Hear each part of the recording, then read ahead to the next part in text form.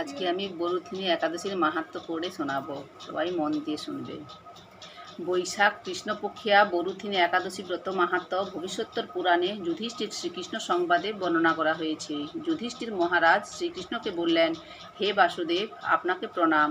বৈশাখ মাসের কৃষ্ণপক্ষের একাদশী কী নামে প্রসিদ্ধ এবং তার মহিমাই বা কী তা কৃপা করে আমাকে বলুন। শ্রীকৃষ্ণ বললেন, হে মহারাজ, ইহলোক ও পরলোকে বৈশাখ মাসের কৃষ্ণপক্ষিয়া একাদশী বরুথিনী নামে বিখ্যাত। এই ব্রত পালনে সর্বদা সুখ লাভ হয় এবং পাপ ক্ষয় ও সৌভাগ্য প্রাপ্তি ঘটে। দুর্ভাগা স্ত্রীলোক এই ব্রত পালনে সর্বসৌভাগ্য লাভ করে থাকে।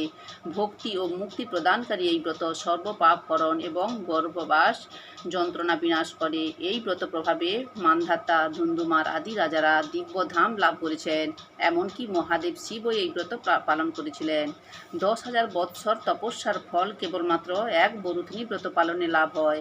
যে শ্রদ্ধাবান ব্যক্তি এই ব্রত পালন করেন তিনি ইহলোক ও পরলোকে সমস্ত প্রকার বাঞ্ছিত ফল লাভ করেন। হে নৃপশ্রেষ্ঠ, অশ্বদান অপেক্ষা গজদান শ্রেষ্ঠ। গজদান থেকে ভূমিদান, তা থেকে তিলদান, তিলদান থেকে স্বর্ণদান এবং তা অপেক্ষাও অন্নদান শ্রেষ্ঠ। অন্নদানের মতো শ্রেষ্ঠ দান আর নেই। পিতৃলোক, দেবলোক ও মানুষেরা অন্নদানেই পরিতৃপ্ত হন। পণ্ডিতেরা কন্যাদানকে অন্নদানের সমান বলে থাকেন। স্বয়ং ভগবান গোদানকে অন্নদানের সমান বলেছেন। আবার এই সমস্ত প্রকার দান থেকেও বিদ্যাদান শ্রেষ্ঠ, কিন্তু এই বরুথিনী ব্রত পালনে সেই বিদ্যাদানের সমান ফল লাভ হয়ে থাকে।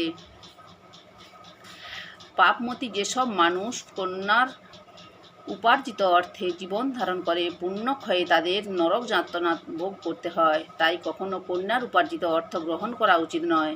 যে ব্যক্তি বিভিন্ন স্বর্ণালঙ্কার সহ কন্যাদান করেন তার পুণ্যের হিসাব স্বয়ং চিত্রগুপ্ত করতে অসমর্থ হন, কিন্তু বরুথিনী ব্রত পালনকারী কন্যাদান থেকেও বেশি ফল লাভ করে। ব্রতকারী ব্যক্তি দশমীর দিনে কাঁসার পাত্রে ভোজন, মাংস, মসুর ছোলা, শাক, মধু, অন্যের প্রদত্ত অন্নগ্রহণ, 2 বার আহার ও মৈথুন পরিত্যাগ করবে। দ্রুত ক্রীড়া, নেশাজাতীয় দ্রব্য, দিবানিদ্রা, পরনিন্দা, পরচর্চা, প্রতারণা, চুরি, হিংসা, মৈথুন, ক্রোধ ও মিথ্যা বাক্য একাদশীর দিনে বর্জনীয়।